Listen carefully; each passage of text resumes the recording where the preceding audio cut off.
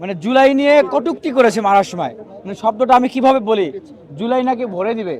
যারা সেখানে এই হামলা করছিলেন তাদের অনেকেই বলছিল যে জুলাই ভরে দিবে। এখন অবশ্যই আমরা বুঝতে পারলাম যে এইভাবে নৃশংস হামলা অবশ্য তারাই করতে পারে যারা জুলাইয়ের পক্ষে শক্তি না।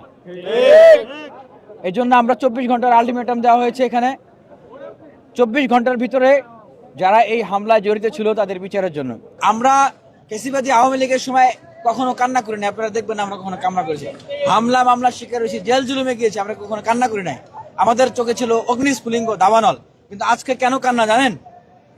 আমাদের রক্তের উপর দিয়ে এই জুলাই অভ্যুত্থান পরবর্তী বাংলাদেশে এইভাবে করে হামলা হবে এটা আমরা কল্পনা করতে পারি না। আজকে নূরের উপর হামলা করা হয়েছে, নুরুল হক নূরের উপরে, বুয়েটের শিক্ষার্থীদের উপর হামলা করা হচ্ছে।